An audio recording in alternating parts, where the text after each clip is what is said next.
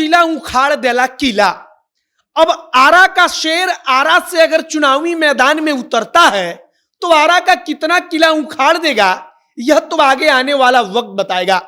लेकिन आरा लोकसभा को लेकर चर्चा बड़ी तेज है कि जिस आरा लोकसभा क्षेत्र का नेतृत्व कभी आप कहिए कि एक तरफा यादव नेता ने किया, एक तरफा वहां पर कहिए आपकी पिछड़ी जाति के नेताओं ने किया, क्योंकि कभी यादव तो कभी कोयरी मतलब कि कुशवाहा, इस जाति के नेताओं ने वहां पर नेतृत्व किया। लेकिन इसके बाद 2008 के बाद से वहां का समीकरण बदला। कहा गया कि आरा लोकसभा क्षेत्र का परिसीमन के बाद से सामाजिक समीकरण बदला और ऐसा बदला कि वहां पर राजपूत हावी हुआ। और राजपूत हावी हुआ तो 2008 में, 2014 में और 2019 में तीनों बार वहां से राजपूत सांसद चुनकर जाते हैं। 2014 2019 की बात करें तो 2 बार से तो लगातार आरके सिंह ही सांसद है। आरके सिंह जो कि मौजूदा वक्त में मंत्री भी हैं नरेंद्र मोदी के सरकार में।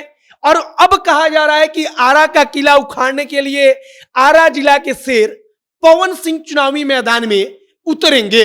आगे इसी पर बातचीत करेंगे कि 1952 से लेकर 1971 तक बलिराम भगत आरा के सांसद रहे जो कि यादव थे, लगातार 5 बार। लेकिन हाल फिलहाल के दिनों में ऐसा क्या हुआ कि वहां से लगातार अब राजपूत उम्मीदवार ही चुनाव जीत रहा है। बाकी अब नमस्कार, मेरा नाम है मोहित कुमार सिंह और आप जनता जंक्शन देख रहे हैं। सबसे पहले आरा लोकसभा क्षेत्र के सामाजिक गणित को समझिए। आरा लोकसभा क्षेत्र में ऐसा नहीं है कि यादव कम है, यादव की संख्या कहा जाता है कि लगभग 20% के आसपास है। ऊपर से मुसलमान जुटता है तब हो जाता है लगभग 28% के आसपास। लेकिन आरा में अगर अगड़ी जातियों की बातचीत आप करेंगे, अगड़ी जातियों में राजपूत है, जहां भूमिहार है वहां पर भूमिहार है, जहां पर आप कहिए कि श्रीवास्तव है, कायस्थ है, वहां पर कायस्थ है। इन तमाम जातियों को मिलाकर के जो संख्या होता है वो पहुंचता है 28%। मतलब कि एक तरफ मुसलमान और यादव का जो गणित है उतना स्वर्ण का गणित है। अब इसके बाद से वहां पर कहा जाता है कि जो दलित वोटर है वो भी बहुतायत संख्या में है और वहीं पर खेल होता है। हमने एक रिपोर्ट पढ़ा जिसमें आरके सिंह के बारे में बताया गया था कि आरके सिंह जब अपना चुनावी कैंपेन कर रहे थे तो आरके सिंह जहां जहां घूम रहे थे वो राजपूतों के गांव में जाते थे। तो वहां पर आरके सिंह के लिए, आरके सिंह के समर्थकों के लिए जो इनके पीछे पीछे चलते थे, वहां पर तमाम राजपूतों के गांवों में भोज का आयोजन होता था। गांव वाले खुद भोज कराते थे आरके सिंह को।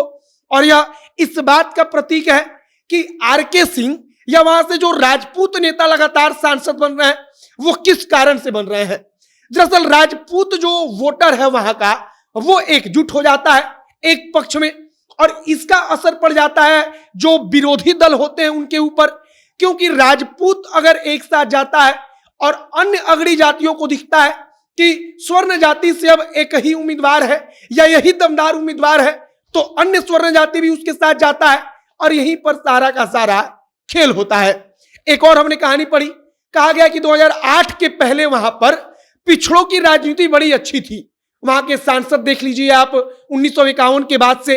तो 1951 में तो हमने आपको बताया कि बलिराम भगत जो सांसद बने, 1971 तक सांसद रहे, वो बलिराम भगत यही है।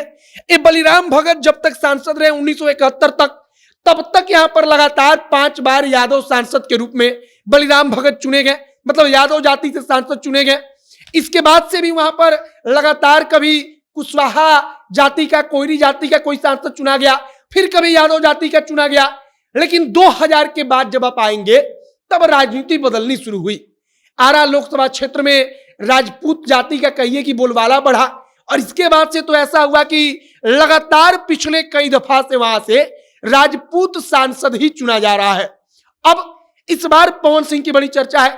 पवन सिंह की चर्चा है तो निश्चित तौर पर पवन सिंह भी राजपूत हैं, इसका फायदा मिलेगा। मतलब कि सामाजिक गणित पवन सिंह के पक्ष में है जैसा पिछला 3-4 बारी से दिख रहा है। अब आरके सिंह के बारे में आप थोड़ा जानिए कि आरके सिंह का आरा में ससुराल है। आरके सिंह की बेटी की शादी भी वहीं पर हुई है और आरके सिंह का वहां पर मतलब रिश्तेदारी है। तो आरके सिंह का इस लिहाज से वहां पर एक अच्छा खासा आप कह सकते हैं कि पैठ बना था। तो पवन सिंह पर आइए। पवन सिंह का तो आरा में घर ही है, मतलब पवन सिंह का भी पेट पहले से बना है। जब आरा में ही घर है तो निश्चित तौर पर पवन सिंह के भी कई सारे वहां पर रिश्तेदार वगैरह होंगे जो आरा में होंगे। और इस लिहाज से जब चुनाव आता है तो ये सारी चीजें बड़ी महत्वपूर्ण हो जाती हैं।